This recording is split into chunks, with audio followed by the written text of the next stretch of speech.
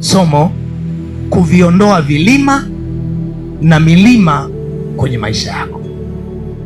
Kuviondoa vilima na milima kwenye maisha yako. Hilo ndilo somo ambalo Mungu anataka atufundishe. Marko mtakatifu sura ya 11. Marko mtakatifu sura ya 11 na mstari ule wa 20. Kuviondoa vilima na milima kwenye maisha yako. Na ninaposemea vilima na milima kwenye maisha yako, nafikiri utanielewa. Tusome kwanza hiyo Marko sura ya 11 mstari wa 20, nitaanzia hapo. Na asubuhi walipokuwa wakipita, waliuona ule mtini umenyauka toka shinani. Petro akakumbuka habari yake, akamwambia, Rabi, tazama mtini ulioulaani umenyauka. Yesu akajibu akamwambia, mwaminini Mungu. Yesu akamwambia, mwaminini Mungu. Amini nawaambia, yeyote atakayeuambia mlima huu, ng'oka ukatupe baharini, wala asione shaka moyoni mwake, ila aamini kwamba hayo asemayo yametukia, yatakuwa yake. Kwa sababu hiyo nawaambia, yoyote myaombayo mkisali, aminini ya kwamba mnayapokea, nayo yatakuwa yenu. Sasa mimi nafundisha kuhusu milima na vilima. Yesu alisema aminini. Yesu alisema amini nawaambia, yeyote atakayeuambia mlima huu ng'oka, yeyote atakayeuambia mlima huu ng'oka,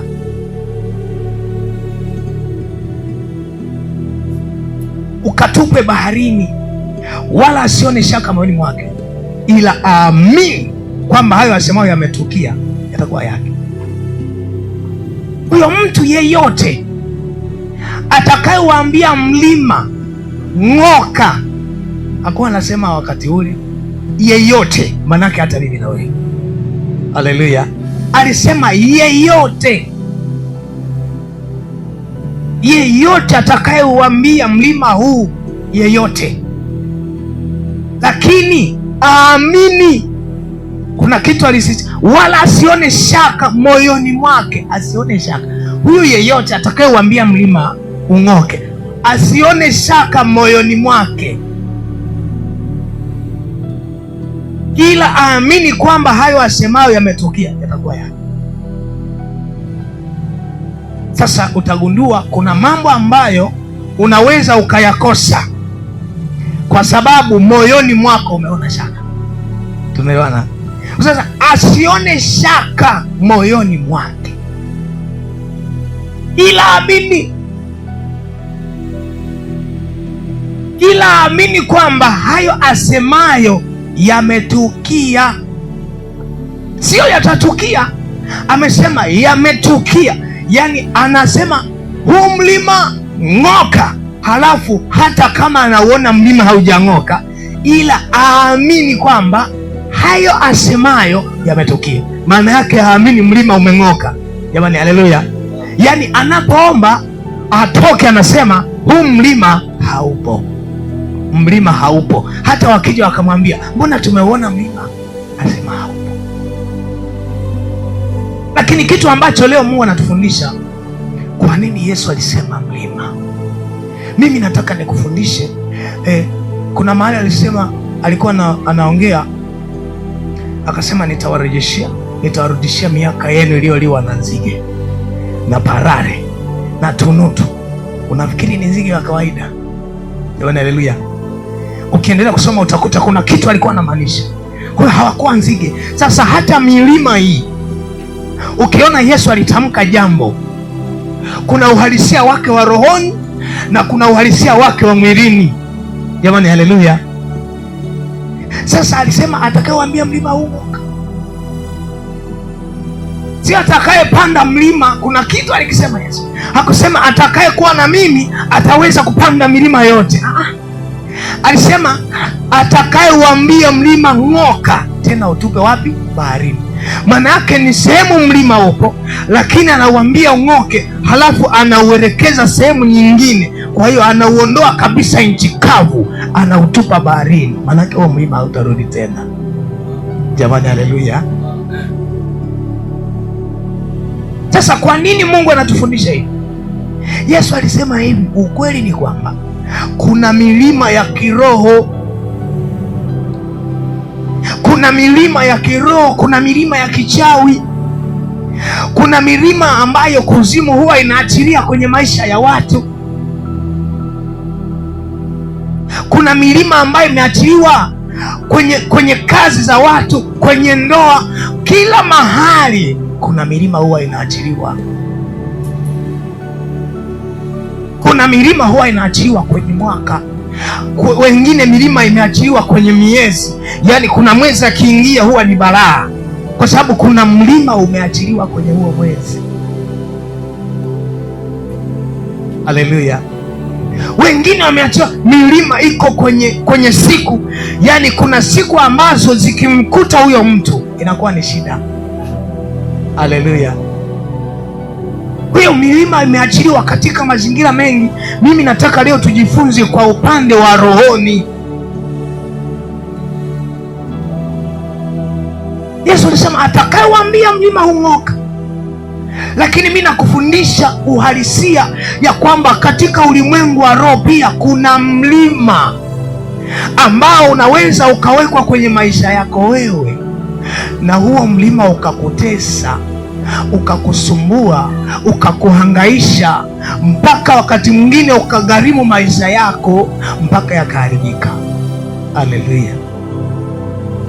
Mlima ni tafsiri ya mazingira yanayoweza kuwekwa kwenye maisha yako yakawa na ugumu sawa na mlima. Unajua tabia ya mlima huwa inaleta uchovu. Unapopanda kuna gharama, ni rahisi kukata tamaa. Haleluya! Kwa hiyo ni ugumu wa kimazingira unaoweza kuwekwa kwenye maisha yako kwa sura ya mlima, kwa maana ya kwamba mlima ukiwa mbele yako huwezi kuiona kesho yako.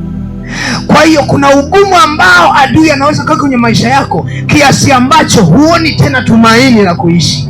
Ndio pale mtu anajinyonga, mtu anakunywa sumu, mtu anaacha ndoa, mtu anaacha biashara, mtu anaacha kanisa, anafunga kanisa, anaacha, mtu anaacha kila kitu.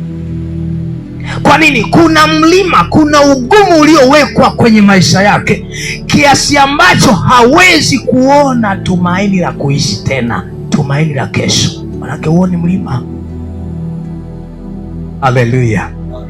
Sasa kuna milima ambayo katika maisha ya kawaida ambayo sisi tunaishi, shetani hapendi na hata siku moja hata kuja kupenda wewe ufike hatima yako. Hapendi na hata kuja kupenda hata sekunde moja wewe kufikia na kutimiza ndoto zako. Uwe na uhakika na ujue hilo. Hapendi na hata kuja kupenda wewe utimize ndoto zako. Huyo mlima ninaposemea sio kwamba ukiomba utaona mlima. Unaweza ukaoneshwa mlima, lakini unapoota hata ni mlima, tafsiri yake ugumu wa mazingira unayokwenda kukumbana nayo ni sawa na mlima. Kwa hiyo tafsiri yake hilo ugumu ulilokutana nalo, maana yake limefunga usiweze kuona kabisa kesho yako, linaua tumaini, wakati mwingine imani. Hapo wengi huwa wanaishi hapo. Na tabia ya mlima huwa inakupa njia ya kulia au ya kushoto, inaonekana nyepesi kuliko ya kusonga mbele. Haleluya! Yaani tabia ya mlima inakuonesha kama ukizunguka ni rahisi, lakini ukiupanda mlima ambao ni mrefu unaona kama unateseka. Hiyo kuna ugumu ambao shetani anaweza akauweka mbele yako, ambao machaguo ya kwenda kulia au kushoto yanaonekana mepesi. Yaani kwenda kwa waganga ni rahisi wakati mlima umekusonga, wakati ugumu umetanda mbele yako, huwa ni rahisi sana, tena haina gharama sana. Kwenda kwa waganga huwa haina gharama kwa sababu ya mlima. Manake ni ugumu ambao shetani Ni ugumu ambao malango ya giza yanaachilia mbele yako, kiwango ambacho hauoni tumaini, hauoni mipango yako kutimia, hauoni huduma tena kuishi, hauoni chochote kusonga mbele. Mbele unaona mlima, hauoni tumaini tena. Sasa ukijaribu kwenda kulia, manake unahama kutoka kwenye njia yako, unaenda kulia. Ukijaribu kwenda kushoto, unahama kwenye njia yako kwa sababu ya mlima. Haleluya! Sasa shetani huwa anaweka ugumu kwenye maisha yako ambao ni sawa na mlima. Sio kila ugumu ambao shetani ameuweka mbele yako ni lazima uupande. Sio kila mlima unapaswa kuupanda. Yesu alitoa tafsiri kuung'oa. Tafsiri yake ni kwamba kuna milima ukijaribu kuipanda utatumia gharama kubwa sana kuupanda huo mlima, na kushuka huo mlima, hiyo gharama hakukuwa na sababu. Yaani kuna miaka unaweza kuitumia kupambana na jambo, unalivumilia uende nalo, lakini kumbe linagharimu uchumi wako, linagharimu kila ulichonacho, halafu litagharimu na muda wako ambao sio sahihi. Kwa nini? Ulipaswa uung'oe huo mlima. Huo mlima maana yake wewe haupasi kuupanda huo mlima. Kuna vitu huwezi kusema nitavumilia, unatakiwa uombe mpaka hilo jambo ulishinde. Haleluya! Kuna vitu usiamue kuacha kufunga na kuomba kwamba mimi nitavumiliana nalo tu. Kuna vitu unapaswa kufunga na kuomba, hicho kitu lazima ukimalize uone kwamba tumemalizana. Sasa Yesu akasema namna pekee ya kung'oa mlima, manake kuna milima ya kishetani huwa inaachiliwa kwenye majira. Mwingine unaweza ukawa ni mlima wa magonjwa. Hata wagonjwa, kuna mgonjwa ameshakubali ugonjwa wake, amesema mimi nitaenda nao tu, hamna shida, nitavumilia. Hata kanisani anaingia nao, anatoka nao. Tafsiri yake ameamua kupanda huo mlima, ameamua kwenda huo mlima, lakini anachoka, mwisho anaishia njiani, anakufa. Ni kweli yuko safarini, lakini safari yake haiendi, yuko anapanda mlima, yuko anapanda mlima. Lakini kuna aina nyingi za milima. Milima ya magonjwa, mtu anaumwa anasema nimevumilia, navumilia tu, naendelea hivi hivi, Mungu atanisaidia. Hapana, sio kila ugonjwa Mungu yumo. Kuna magonjwa ambayo ni shetani amekupiga ili ushindwe kufanya kazi ya Mungu. Kuna aina ya ugumu ambao unaweza ukakutana nao, lakini ukweli ni kwamba shetani ndiye ameweka mlima kwenye maisha yako. Mwingine unaweza kuwa ni mlima wa mauti. Umesimama mbele ya familia, umesimama mbele ya miaka, yaani familia, kila mtu akifika miaka kadhaa anakufa, au mwanamke akifika kujifungua anakufa. Manaka kuna mlima umekaa kwenye miaka, kuna mlima umekaa kwenye majira, kwamba kwenye ukoo huu mtoto wa 4 atakapozaliwa kwenye familia yoyote anakufa. Tafsiri yake kuna mlima wa mauti umekaa kwenye majira ya watu. Sasa huo mlima huo sio milima ambayo unapaswa kuivumilia kwamba twende tu Mungu atatusaidia. Ni mlima ambao lazima uondoke kwenye familia, kwenye ukoo, ndio ukoo uwe salama. Sasa Yesu akasema lazima kwanza uamini moyoni mwako kwamba yale uyasemayo yametukia. Nyingine ni mlima katika lango la uchumi. Yaani wewe huendi, kila unachofanya akiendi, haupaswi kusema navumilia. Kuna milima inapaswa ing'olewe, kwamba mlima huu lazima ung'oke. Sitakufa maskini, siwezi kufa katika shimo la umaskini, hata kama ndugu, jamaa, marafiki, hata kama watu wa familia moja ni maskini, lakini mimi natakiwa nivuke, nitoke, niwe mtu mwingine. Manake huo mlima wa kimaskini unapaswa kuung'oa, kwa sababu huo mlima uko mbele ya familia. kila anayejaribu kufanikiwa, wengine hata akijaribu kujenga ndio anakufa, kwa sababu mlima umesimama ndani ya familia, ndani ya ukoo. Sasa Yesu alisema kuondoa, kung'oa.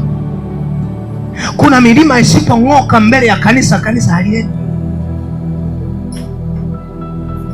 Haleluya! Lakini kuna watu pia kwenye maisha yako, kuna watu wanakuwa ni mlima, yaani kuwa nao kwenye maisha yako.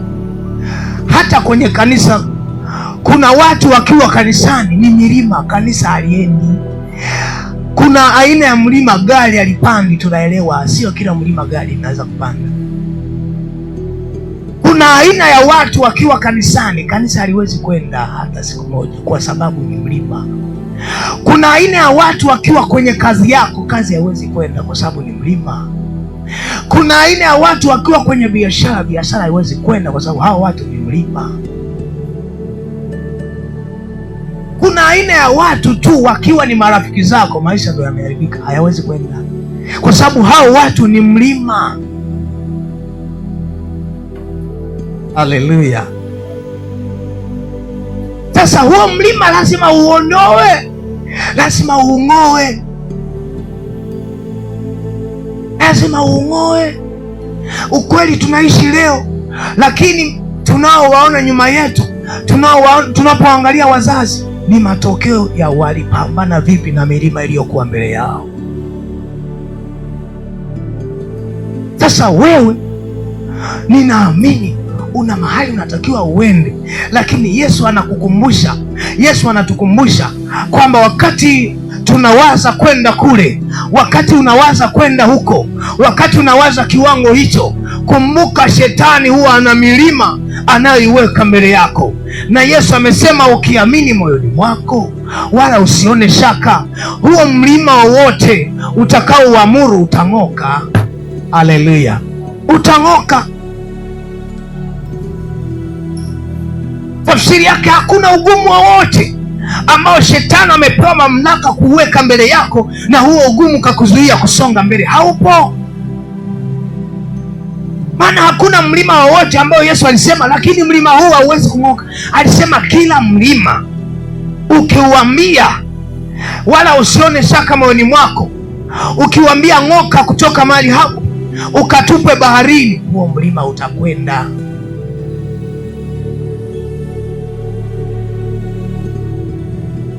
Huo mlima utakwenda. Sasa leo Mungu anakumbusha kanisa kwamba shetani ana magumu ameyapanga mbele ya kanisa, ana magumu ameyapanga mbele ya huduma, ana magumu ameyapanga mbele yako, ana magumu amepanga mbele ya biashara. Lakini Yesu anakuambia, Yesu anatuambia kwamba yeyote ambaye ndani yake anamwamini Mungu, akiuambia mlima kwamba mlima ng'oka, upandwe baharini, unaondoka. Sasa ni wakati wa kutambua safari yako, aina ya safari ulionayo, aina ya safari tulionayo. Haleluya! Vipi kama safari yako iwe ni kupanda mlima kushuka, kupanda mlima kushuka? Huwa kuna kauli unasema safari ina milima na mabonde. Sasa nenda kwenye uhalisia kwamba uwe na milima mbele yako na mabonde mbele yako, milima mbele yako na mabonde mbele yako, hiyo safari unafika. Yaani wewe unapanda mlima unashuka bondeni, unapanda mlima unashuka bondeni, utafika lini? Ndio maana Yesu akasema kwamba yeyote atakayeuambia mlima huu, mwaminini Mungu. Mungu anatuasa, Mungu anatuambia tumwamini yeye, kwa sababu ni kweli katika ndoto uliobeba, ni kweli kuna magumu, hakuna kukudanganya, kuna magumu mbele yako, ni kweli. Kuna watu ambao watakuja kuleta ugumu, ni kweli, lakini Yesu amesema tumwamini. Haleluya! Mwaminini Mungu, mwamini Mungu. Hakuna ugumu wowote uliopewa nafasi ya kukuzuia wewe. Tafsiri yake mlima unaweza ukawepo, lakini wa kuung'oa ni wewe. Sasa jambo kubwa zaidi, alisema yeyote. Kuna vitu hupasi kungoja kwamba Yesu atakuja kung'oa. Hata Mungu alimwambia Yeremia, amemfanya kuwa nabii juu ya mataifa ili kung'oa. Sio kwamba Mungu atang'oa. Alimwambia Yeremia, nimekufanya kuwa nabii wa mataifa ili kung'oa. Maana yake wewe ndiye utang'oa. Haleluya! Sasa kuna vitu kwenye maisha yako usi ukasema Mungu ataving'oa. Hapana, wewe umeamriwa kuving'oa. Haleluya! Sasa anasema tu mwamini Mungu. Mwamini Mungu. Milima ya magonjwa, unakutana mtu ana mlima wa magonjwa, lakini lazima kama kanisa, kama mtu wa Mungu, mwamini Mungu kwamba huu mlima, hilo gumu unalokutana nalo, Mungu anasema mwamini Mungu. Haleluya! Mwamini Mungu. Huo mlima uambie ung'oke leo, huo mlima utang'oka leo. Sababu ukweli ni kwamba katika safari ya imani kuna nyakati zinakuwa ni ngumu. Chochote unachotaka kukifanya ukiwa na malengo makubwa, kuna mahali utakutana na ugumu. Hata kama ni biashara, kuna mahali utakutana na ugumu, lakini Mungu anasema mwaminini Mungu. Kwa hiyo mwamini Mungu kwamba huo ugumu, ukiamini moyoni mwako, ukapiga goti mbele za Mungu, ukauambia huo mlima, ukauambia huo ugumu, ukamwambia huyo mtesi kwamba ninakung'oa kwenye maisha yangu. Mwamini Mungu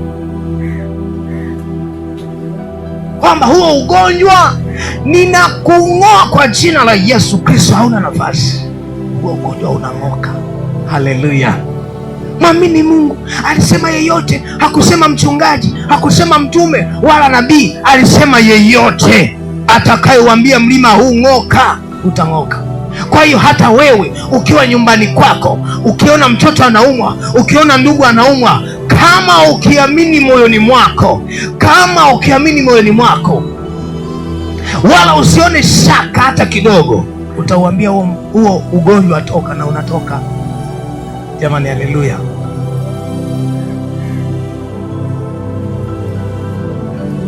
Sasa shida ya watu ni kwenye kumwamini Mungu na kutokuwa na mashaka moyoni mwao. Watu wamekuwa na imani sana, akipewa kadawa na mganga anakuwa na imani. Kwa nini? Kwa sababu anatii masharti, tena anakuwa na tumaini. Anabeba kale kadawa kwa imani sana, kwamba aka kamebeba msaada.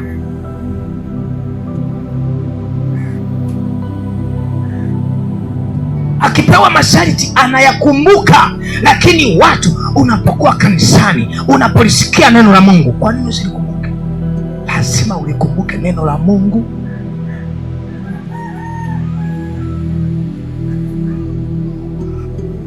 Lazima ulikumbuke neno la Mungu. Mwaminini Mungu. Shida ya watu iko kwenye kuamini. Milima imesonga familia, milima imesonga biashara, milima imesonga ndoa, imesonga kila hali. Kwani kwa sababu watu kuamini. Mwanamke akienda kwa mganga akaomba dawa ya kumfanya mume wake ampende, akimpa anaamini hiyo dawa itafanya kazi. Tena anakaa pembeni anamwangalia, anaamini, anabeba kwa imani. Kwa nini neno la Mungu usiliamini? Wewe uliye kanisani, wewe unayemwamini Mungu, unayemtumaini Mungu, kwa nini usichukue neno la Mungu ukaliamini, ukalithibitisha na ukangoja matokeo? Kwa nini mtu anaenda kwa mganga, anachukua dawa, anaweka kwenye maji, anaweka kwenye chai, anamwekea mume wake, anaweka kwenye maji ya kuoga, halafu anakaa, anaamini kabisa, nimeshamaliza. Anasema moyoni, nimeshamaliza. Kwa nini mtu wa Mungu usiseme nimelishika neno, nimelijua neno, nimeshaomba, limeshakuwa? Kwa sababu anasema ila aamini moyoni mwake kwamba yale asemayo yametukia.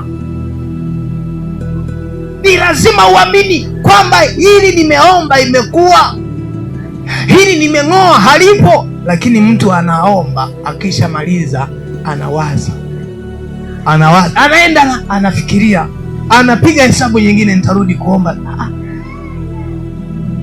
Imani, haleluya. Kwa nini wewe unakuwa na mashaka? Magonjwa imejaa.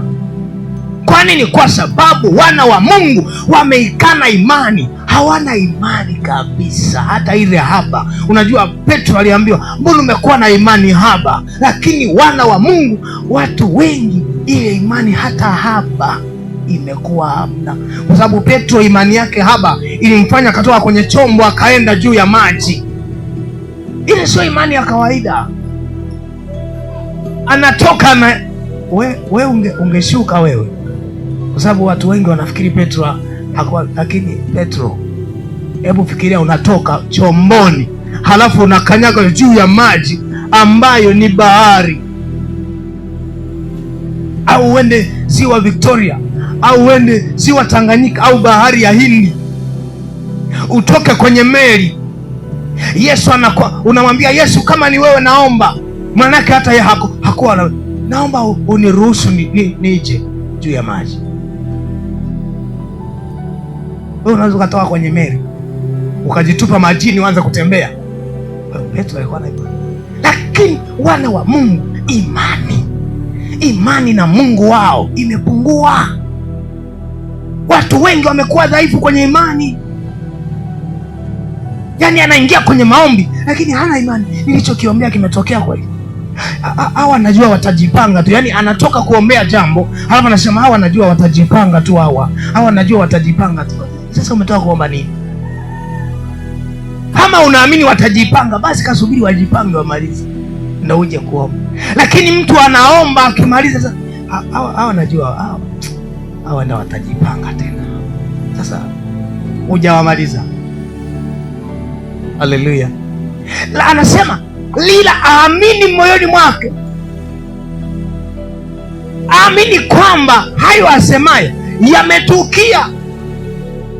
Hebu uwe mkweli wa imani yako. Huwa ukiomba jambo unaamini imeshakuwa, au huwa unasema Mungu atatenda hivi, unaamini kwamba imeshakuwa hivi? Unaamini kwamba umeomba maombi yamejibiwa kweli? Huwa unaamini asilimia ngapi? Ni 100 kweli?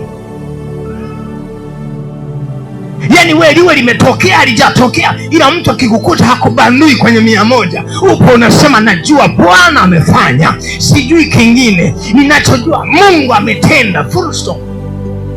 Yaani wewe hauna mashaka moyoni mwako. Ni kweli?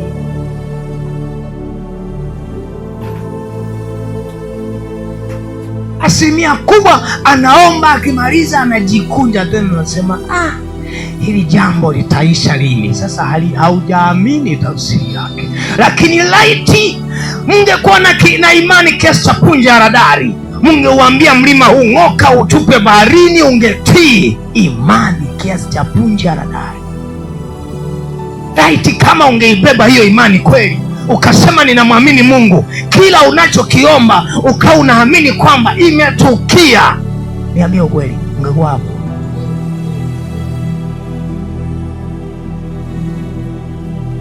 Kwamba hili nililoiomba limetukia tayari. Hata ukiletewa habari, bwana wachai wako pale, unasema hao mimi nimeshaomba, hao hamna lolote hao. Haleluya. Ni kweli, kagua imani yako, ni kweli. Sasa kutokuwa na imani ya kiwango hicho, maanake kuna ruhusu milima ya kishetani, magumu ya kishetani yatande kwenye maisha, yatande kwenye maisha ya watu, yatande kwenye biashara, yatande kwenye huduma. Imani. Sasa Mungu anasema hakuna ugumu wowote ambao unaweza kukuzuia wewe, haupo. Hakuna mlima wowote usioweza kung'oleka, haupo. Lakini anasema moyoni mwako usione shaka uombapo, na uhakikisha unaamini uliombalo, hilo ulisemalo limetukia. Lakini kuna mtu anaenda kuomba, anasema Bwana ninaamini umetenda, akitoka anasema mengine. Ni kweli huwa unaamini kwamba imetukia.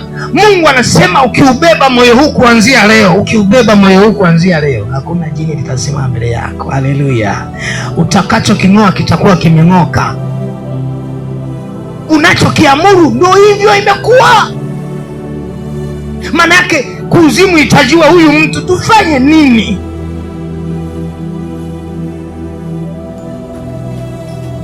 Sasa maeneo mawili, mashaka moyoni. Yaani mtu akiomba, mkague moyoni anayoyawaza masaa 24 ya hayo maombi, anachokiwaza juu ya hayo maombi hakiendani na aliyoyaongea.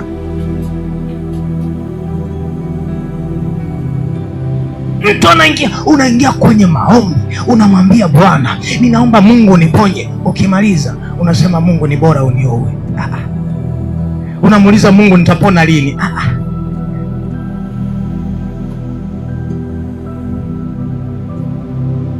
Kwa hiyo ulikuwa unaomba lakini haujaamini kwamba uliombalo limetukia. Ni waaminio tu ndio wanafika mbali. Waaminio tu ndani ya Kristo ndio wanafika mbali sana, wanainuliwa sana. Hata kwenye neno la Mungu imekuwa ni shida kuliamini neno la Mungu. Mtu analisoma neno la Mungu analielewa, lakini kuliamini kwamba ni kweli anaona kama neno linakuwa mlima, kwamba hili neno ni gumu kuliamini, ni gumu. Anakuwa mpole kwenye kuliamini neno, kwamba neno hili ni gumu kwangu, inawezekana labda ni la wengine, ila kwangu ni gumu.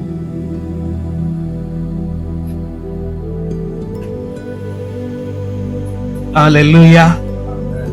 Sasa Mungu anatuambia nini? Milima isipoondoka, kuna aina ya ugumu ambao shetani anaupanda mbele ya mtu ambaye amejitambua na anajua anakoenda na anajua cha kufanya ni nini, lakini kuna aina ya ugumu ambao shetani huwa anauleta, wana wa uovu wanauleta. Sasa huo ugumu kama usipoushinda hauwezi kufanikiwa kufika kwenye hatima yako, na ili ushinde maana yake ung'oe yale walioyapanda yanayochochea huo ugumu kwenye aina hiyo ya maisha unayopitia. Na ili kung'oa maana yake ni lazima moyoni mwako unapofika saa ya kung'oa usione shaka. Asa mwaminini Mungu, usione shaka. Kama ni magonjwa unaona yanatesa familia, yanapokuwa yanataka kutesa na wewe, usione shaka kwamba utakufa kama waliotangulia. Usione shaka, amini kwamba sasa imefika mwisho. Huu mlango imefika mwisho. Usione shaka.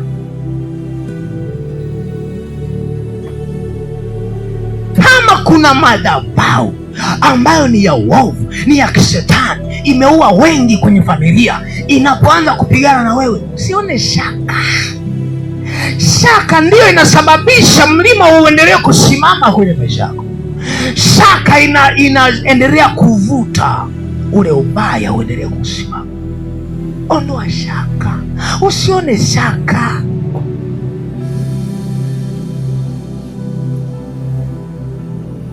Mungu yuko tayari kuruhusu nguvu zake za kung'oa mlima, lakini kinachofanya mlima ung'oke ni wewe, moyo wako. Mlango wa moyo ndio unaruhusu mlima uondoke. Kwa hiyo tafsiri yake ni kwamba mlango hauogopi unachokisema, unaogopa moyo wako. Haleluya! Yaani ugumu hauogopi unamtaja Yesu mara ngapi, ugumu aliopanda shetani. Ndio maana shetani, unaweza ukafikiri kwa nini ninamwomba Mungu lakini shetani anazidi kunipiga. Sio kwamba shetani hamwogopi Mungu, anamwogopa Mungu, lakini anaangalia maeneo mawili kwako. Anaangalia maeneo mawili ili aendelee kukutesa. Hamwogopi Mungu, anaangalia eneo la kwanza, je, moyoni mwako una mashaka na Mungu wako?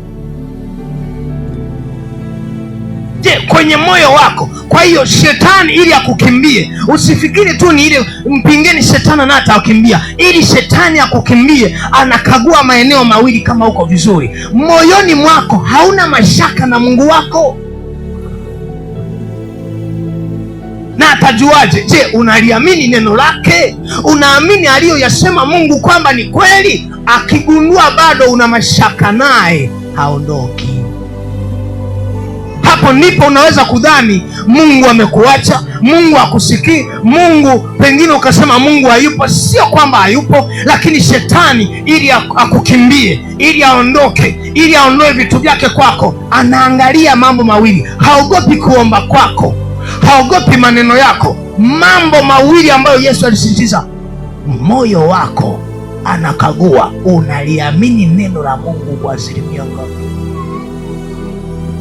Huo ndio mlango wa kwanza ambao shetani huwa anaangalia. Akigundua, anaweza akaangalia wakati wa maombi akatulia, mlima hauondoki na shetani haondoki, ni ruksa kwake. Lakini anaangalia baada ya maombi, utaendelea kung'ang'ana na hayo maombi na hiyo imani,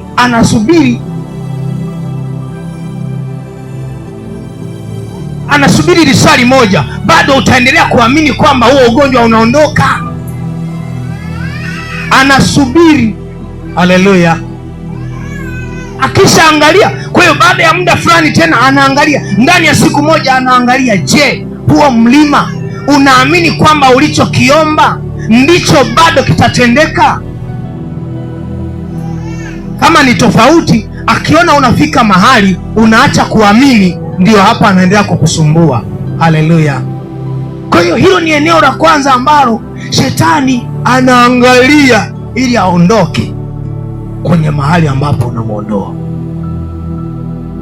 Hata maajenti wa kishetani wanaotumwa kwenye maisha yako, usifikiri wanaondoka kirahisi. Huwa wanaangalia katika ulimwengu wa roho. Huwa shetani anaangalia katika ulimwengu wa roho, huyu ambaye ni sababu ya niye kuondoka kwake. Je, analiamini neno la Mungu kwa asilimia ngapi? Analiaminije neno la Mungu? Anamwaminije Mungu wake?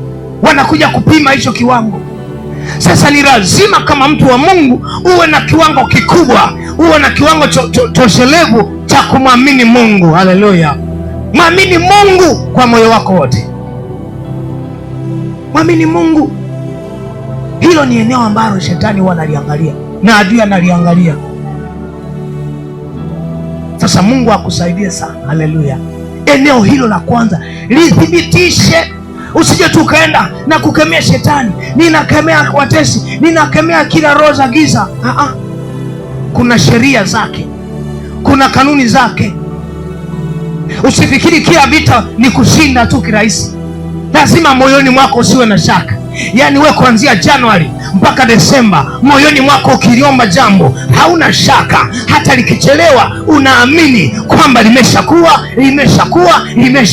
Mimi sijui jingine, ninachojua nimeshaomba, hili jambo ni la kwangu. Haleluya. Ndiyo kitu ambacho ni cha msingi. Lakini eneo la pili anasema, ila aamini kwamba moyoni mwake, ila aamini kwamba hayo asemayo yametukia. Je, mlango wa kwanza anaangalia mashaka yako, lakini anakuja kuangalia, je, unaamini kwamba hayo uyaombayo yametukia, au unaamini yatakuwa kesho?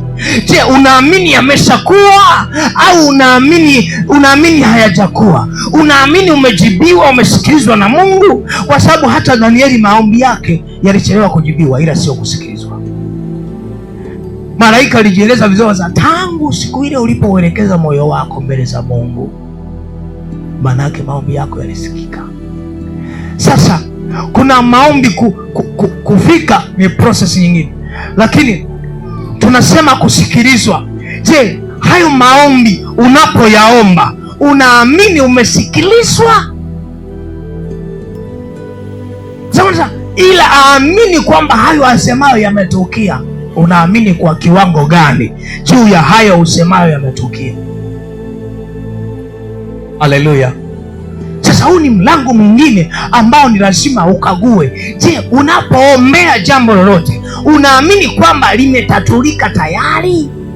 Sasa eneo hilo ndio linaweza kuruhusu mlima ukae au uondoke. Sasa ni kitu ambacho Mungu anatufundisha na kila mmoja kuelewa. Kila mmoja akisha unaelewa hilo eneo, ila aamini kwamba hayo asemayo yametokea. Hapo mlima wote unang'oka. Sasa hayo maeneo mawili ndiyo yanafanya aidha mlima ukae au utoke. Ugumu wa kishetani, ugumu wa kichawi, ugumu wa kimadhabahu ukae kwako au utoke. Sio maombi yako yanayoamua ugumu uondoke, ila maeneo mawili moyoni mwako, kiwango cha imani, yani kiwango cha mashaka kiwe zero, yani usiwe na mashaka na Mungu wako. Lakini jambo la pili, uamini moyoni mwako, uamini kwamba hayo usemayo yametukia. Sasa vitu hivyo viwili ndivyo vinang'oa mlima. Na kwa nini mlima ni muhimu kung'olewa? Kwa sababu usipong'olewa wewe hautaziishi ahadi za Mungu. Sasa unaweza ukachagua mlima, hata ukikaa. Kuna watu wanaamua kuvumilia anguko, kuvumilia mabaya, kuvumilia, manake wataenda mbinguni lakini hawataweza kuziishi ahadi za Mungu, hawataweza kuyaishi maono yao, hawataweza kuzitimiza ndoto zao. Watakuwa ni watu wa manung'uniko, watakuwa watu ambao wanaamini maisha yao yameharibika, watakuwa watu ambao wanaamini katika muda, wataamini kwamba wameshaisha, hawana thamani. Kwa hiyo watajiona kana kwamba hawana umuhimu katika dunia. Hiyo atakuwa maisha yao.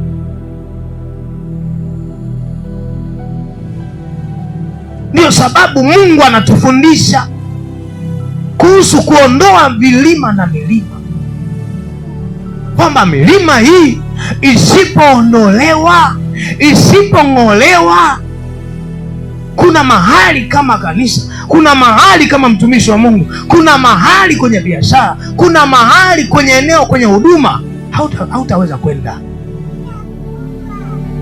Lakini hiyo milima haiondolewi tu kwa kuikemea, haiondolewi tu kwa kutamka, kwa kufunga na kuomba, lakini anasema lazima moyoni mwako usione shaka. Unapoondoa mlima, unapoombea chochote ambacho kinautesa moyo wako, hakikisha hauoni shaka. Kwa shetani haogopi watu wanaoomba, anaogopa watu wasio na shaka wanapoomba, wasio na shaka na wanachokiombea, wasio na shaka na Mungu wao. Wanamwamini Mungu wao kwamba tunaomba. Wanapoingia kwenye saa ya kuomba, wanajua ya kwamba haya ni maombi, sitoki bure. Hao ndio shetani anawaogopa.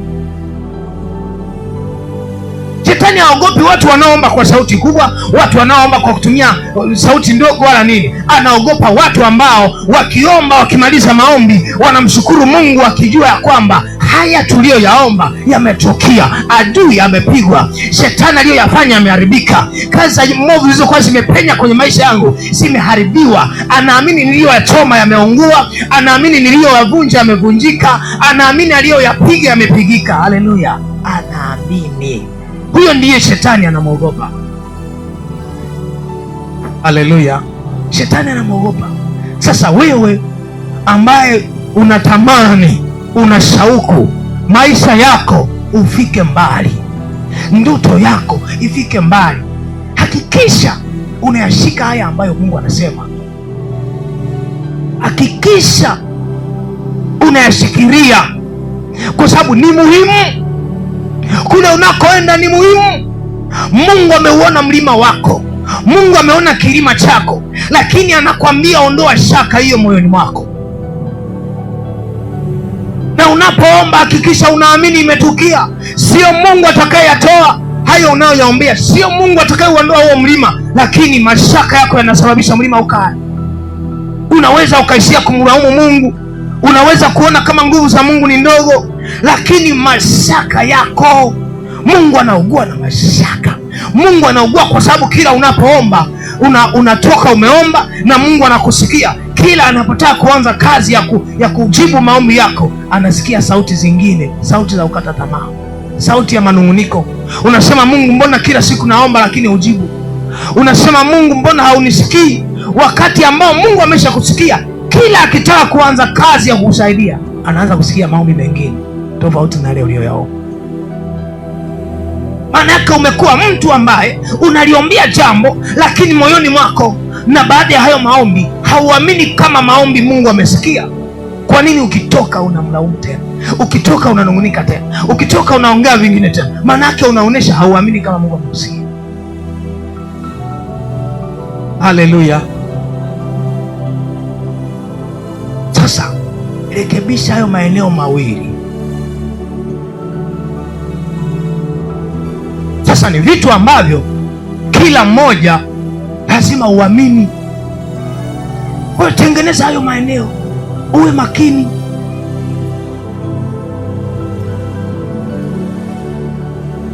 Sasa ni vitu ambavyo lazima kila mmoja uviangalie. Sio maombi tu yanayoamua matokeo, ila mawazo yako, yale mashaka yako. Kiwango cha mashaka yako kinaweza kikaathiri matokeo ya maombi yako. Lakini pia unawaza nini baada ya maombi, unaongea nini baada ya maombi, kinaweza kikaathiri matokeo ya maombi yako. Kuna mlima unaweza kuendelea kukaa mbele yako kwa sababu ya mashaka yako, kwa sababu hauamini kila unapoomba. Ila ukimaliza kuomba, mawazo yako hayaendani kabisa. Lakini Mungu anatufundisha, kwa sababu kuna milima ambayo inakuwa mbele yetu. Hata yeye wakati anaokoa wana wa Israeli, kulikuwa na bahari ya Shamu. Ule katika taswira ya imani ulikuwa ni mlima mbele ya wana wa Israeli, maana ya kwamba ulikuwa ni ugumu mzito mbele yao. Ule ulikuwa ni mlima mbele yao.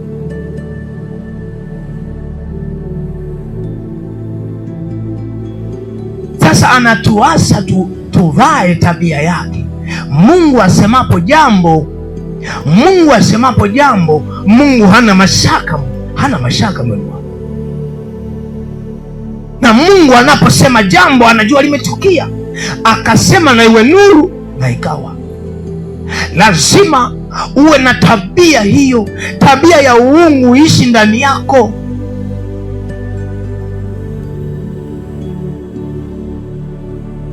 Ni lazima. Mungu anatufundisha leo.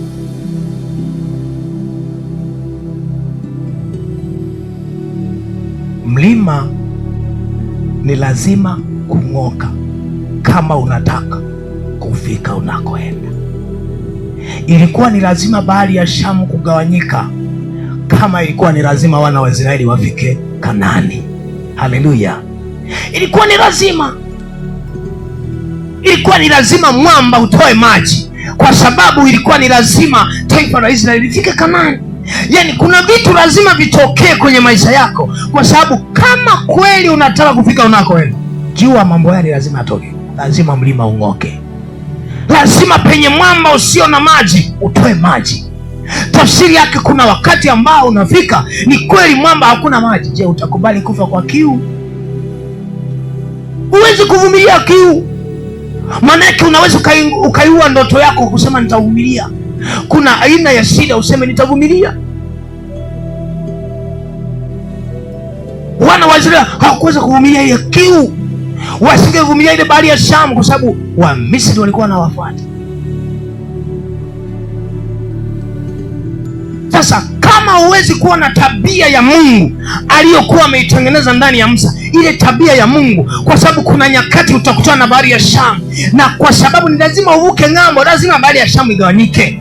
Sasa kuna tabia ambazo Mungu anazifundisha ili bahari ya Shamu igawanyike. Cha kwanza, usiwe na mashaka juu ya bahari ya Shamu, usiwe na mashaka juu ya Mungu wako. Jambo la kwanza hilo, usiwe na mashaka, mwamini Mungu. Sasa mwaminini Mungu, mwamini Mungu wakati ambao uko jangwani, na ni safari ndefu ya jangwani, na hakuna sehemu unaweza ukapata mto wala kijito ili nywe maji, na hauwezi ukaishi bila kunywa maji. Je, utakubali kuvumilia hicho kifo, kuvumilia hiyo kiu? Sharti ni moja, ya kwamba kama unataka kufika, na kwa sababu umeamua, na Mungu anasema na wewe, kwa sababu anaona dhamira yako ya kweli, kwamba umedhamiria kufika Kanaani. Haleluya! Na kwa sababu umedhamiria kufika Kanaani, manake mahali ambapo hakuna maji, wewe lazima maji yatokee, lazima hilo jangwa, mwamba ufunguke, maji yapatikane. Haleluya! Kwa sababu hakuna njia nyingine ya kufika Kanaani bila kuwa na imani ya kuamuru mwamba utoe maji ili upate kunywa. Hakuna namna. Kuna watu wameamua kujipa nguvu za kuvumilia wakati ambao Mungu hakupi. Kuna nyakati zinakuwa ngumu, Mungu hatakupa wakati wa kuvumilia, atakupa nguvu ya kuamuru hayo mabaya yatoke. Haleluya! Unaweza ukawa unamwomba Mungu akupe nguvu ya uvumilivu, nguvu ya kuvumilia hiyo shida, na Mungu hatakuja kupatia, anakusubiria utakapomwamini kwamba Mungu, sasa nimeamua, hili jambo linaisha, hili jambo linaisha. Ghafla mbingu ndipo zitafunguka na hilo jambo litaisha kwa jina la Yesu. Haleluya! Lakini utakaposubiri watu wakuja kufariji, hautawaona. Utakaposubiri sauti ya upole ya kutia moyo, hautaiona. Wala utakapoomba Mungu akusaidia, si akupe nguvu ya uvumilivu, akuwezesha, hautaona mbingu zikifunguka. Lakini utakaposema wewe mlima ng'oka, utaona cheche za moto zinakuja zinapiga mlima unang'oka. Haleluya! Utakapouambia mwamba, sasa fungua maji, sasa funguka maji, tokeza, utaona mwamba unafunguka. Haleluya!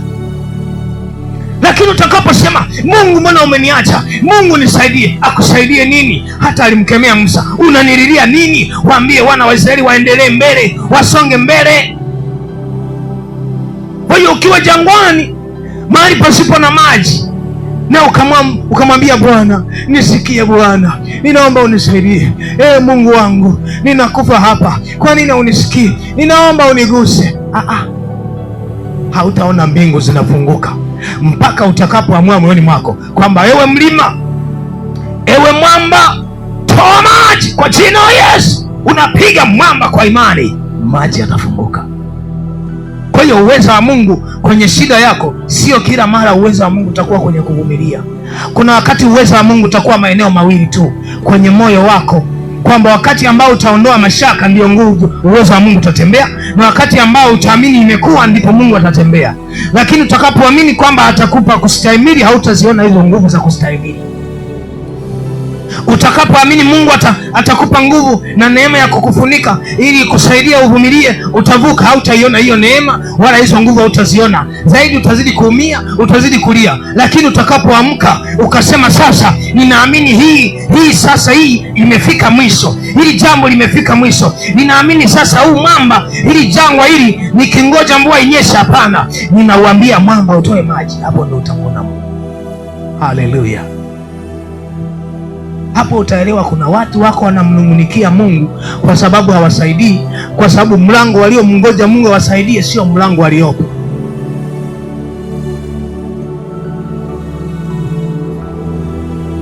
Haleluya! Sasa hayo maeneo mawili hakisha unayabeba, usiwe na shaka moyoni mwako unapoliomba, unapoliombea jambo lote na kuliamuru, usiwe na shaka moyoni mwako. Unapofunga na kuomba, ukimwomba Mungu, usiwe na shaka moyoni mwako, usiwe na shaka kwenye maombi yako, usiwe na shaka, usiwe na shaka, kwa sababu yeye anasema wenye haki wake wataishi kwa imani, nao wakisitasita, roho yake haina furaha nao, haina furaha naye. Sasa usiwe na roho ya kusitasita unapomwomba Mungu, usiwe na mashaka. Mungu, kwa nini umtilie shaka Mungu? Kwani ameshindwa nini Mungu? Watu wengi wamehitimisha kwamba Mungu hawezi, lakini ni kwa sababu ya mashaka yao, ila sio kwa sababu Mungu hawezi. Sio kwa sababu Mungu hawezi. kuanzia leo, kila jambo utakaoliombea, baada ya kuomba mshukuru Mungu ukiamini imekuwa. Na hata baada ya kumshukuru Mungu usirudi kwenye mawazo ya kushindwa, kwa sababu watu wengi wanajikongoja, wanafika mahali wasema Mungu asante, ninaamini umetenda. Wakati mwingine mtu anatoa na sadaka, Mungu asante, lakini baada ya kutoa sadaka anarudi kwenye mawazo yale yale ya mwanzo, kwamba Mungu wangu utanisaidia lini jambo hili? Mungu wangu ni lini nitatoka kwenye hili? Mungu wangu ni lini utaniponya? Mungu wangu ni lini utaniokoa? Mungu wangu ni lini utaniinua? Mungu wangu ni lini utanifungulia neema? Mbona unarudi kule kule ulikotokea? Maana kunapiga hatua mbili mbele, unapiga hatua mbili nyuma, unapiga hatua mbili mbele, unapiga hatua mbili nyuma. Hautaona mafanikio, hautaona maendeleo, hautaona imani ikipanda. Kuna vitu hautaona vinatokea, kwa sababu hata ukipiga hatua 10 unarudi hatua 10. Hakuna faida utaiona. Hakikisha kwenye kila jambo unaloliombea moyoni mwako unaamini hilo jambo limekuwa. Hakikisha kila unaloling'oa kwenye maisha yako unatoka unaamini hilo jambo nimeling'oa. Sasa naangalia ukurasa mwingine, sasa naangalia siku nyingine. Kila unaoliombea mwamini Mungu, hayo maisha hayo yatakuzalia mema, hayo maisha hayo yatakufungulia baraka, hayo maisha hayo yatakufungulia kibali, hayo maisha yatakufungulia neema nyingine na kiwango kingine. Hayo yawe maisha yako.